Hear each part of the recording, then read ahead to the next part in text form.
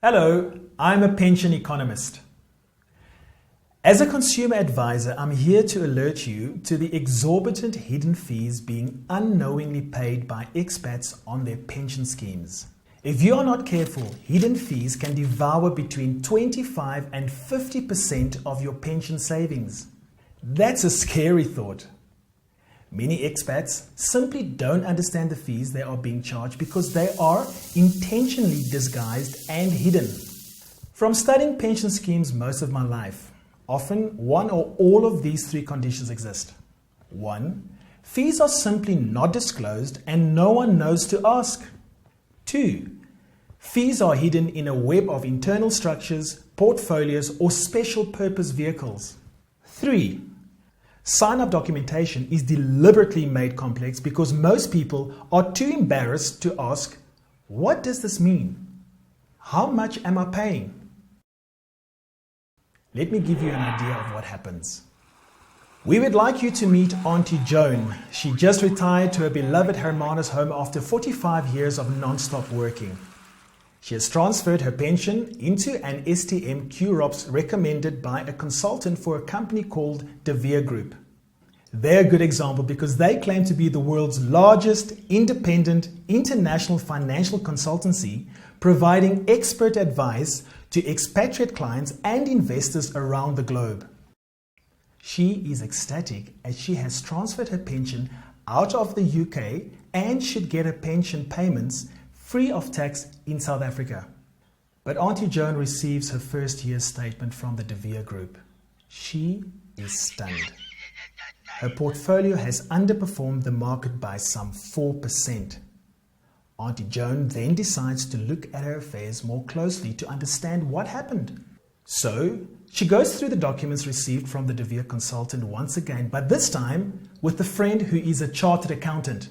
She looks at the STM documents and then reviews the shareholders of STM. What does she learn? Apparently, Nigel Green, the owner of De Vere, is also a shareholder of STM besides being a shareholder in De Vere. This was never disclosed to her, though she probably didn't think to ask.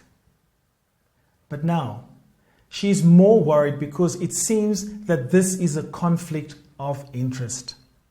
A further review sees her STM QROPS investment being invested into an entity called Providence Life, a Mauritian regulated life company. But she doesn't understand what Providence Life does. She didn't think that she had bought any insurance that she knows of. Auntie Joan, with a friend, do even more research. She learns that the majority shareholder in the Providence Life Company is again this Nigel Green, the CEO and owner of De Vere. Poor Auntie Joan now questions whether there is something fishy going on. As she digs deeper to understand the underperformance of her portfolio, she is horrified to learn 0.75% per annum is being paid to STM, Mr. Green, as trustees' fees in addition to 2.75% that was paid to Providence Life as an initial fee to enter into a portfolio. However, when they look deeper, it appears that Providence Life actually doesn't do anything but charge fees. She then sees above all this, marketing fees can be charged, but the amount of the fees is not disclosed. Unluckily for her, her friend explains, the marketing fees disclosed are likely to be the exit fees disclosed. If she withdraws early, this is 8% reducing by 1% each year over 8 years. However, further research shows that the 9% is taken from the portfolio on the investment date. This is a cash payment to cover life cover expenses. This life cover costs 1% and then a marketing fee of 8% is paid out to a De Vere related entity as an initial fee, 8% of the amount of £100,000. So what has Auntie Joan learned? So far, from an initial investment of £100,000, the following amounts have been deducted by De Vere and Mr. Green. £750 for trustees' fees, £2,750 as initial fees, £8,000 to cover marketing expenses, and £1,000 to cover life cover costs.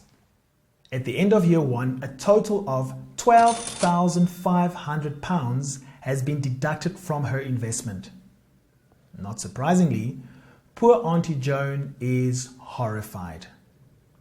But this is not all. The De Vere consultant has also suggested that 50% be invested into notes to give some income and capital protection, and 50% into two mutual funds, a Goldman Sachs portfolio and a GAM fund. Suddenly, Auntie Joan realizes the following. A 4% fee has also been taken as note fees.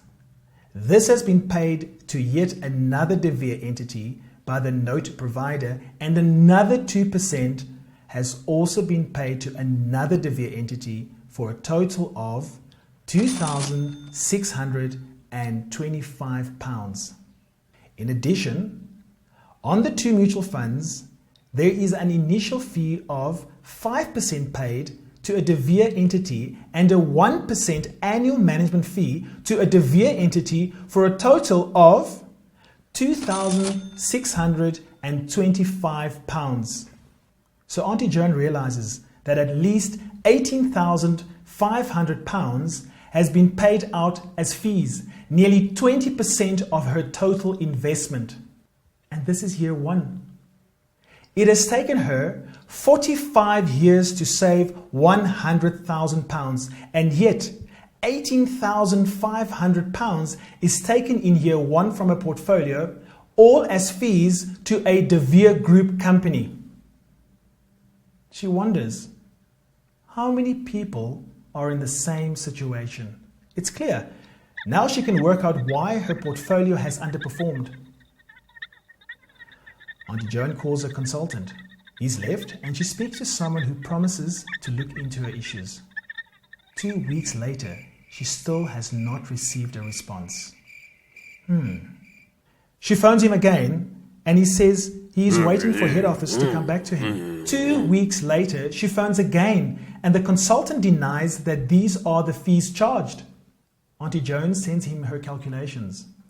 She is then contacted by a De Vere legal officer who states the fees are all disclosed and there is nothing wrong. She then sends copies of all her papers to the Financial Services Board. What does Auntie Jones's experience suggest? It's your money. Be an informed investor and follow these 3 steps. 1.